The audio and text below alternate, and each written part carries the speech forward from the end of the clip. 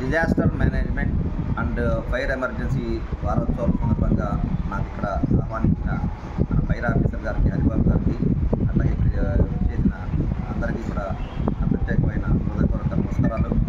నేను RTC depot manager. నా పేరు బి చంద్రశేఖర్. ఇందులో చేస్తున్నాను 2.5 సంవత్సరాల నుంచి. ఈ fire disaster management state head అయితే దీనికి ప్రత్యేకమైన ప్రాధాన్యత ఉన్నది.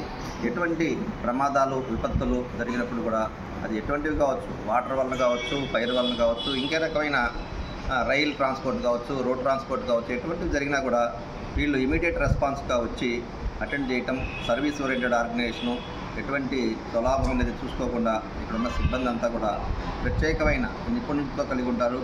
అట్లాగే ప్రమాదం అనేది జరగకముందే ఎట్లా అవాయిడ్ చేయాలి, ఒక ఇంటిని కట్టుకునేటప్పుడు ఎటువంటి జాగ్రత్తలు తీసుకోవాలి, ఒక అపార్ట్మెంట్ బిల్డ్ చేసేటప్పుడు ఎటువంటి జాగ్రత్తలు తీసుకోవాలనే దాని మీద వీళ్ళకి ప్రత్యేకమైన రూల్స్, రెగ్యులేషన్స్ ఉన్నాయి. అవన్నీ కనుక మనం రెగ్యులర్గా పాటిస్తే ఈ ప్రమాదాలని మరింతగా నివారించవచ్చు.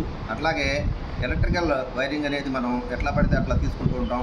అలా కాకుండా దానికి ఒక ఎంసీబీలు, దానికి కంట్రోల్ స్విచ్లు పెట్టుకుంటే ఎక్కడైతే ఎలక్ట్రికల్ షార్టేజ్ ఉంటుందో అది అక్కడ వరకే లిమిట్ చేసి ఆ స్విచ్ అనేది లిఫ్ట్ ఆఫ్ అవ్వటం, దానివల్ల కూడా ఎలక్ట్రికల్ షార్ట్ సర్క్యూట్ అనేది నివారించవచ్చు. ఈ ఫైర్ సేఫ్టీ, ఈ ఫైర్ డిజాస్టర్ మేనేజ్మెంట్ అనేవాళ్ళు మనకి విత్ ఇన్ ది సిటీలో ఉన్న ఒక ఆర్మీ లాంటి వాళ్ళు.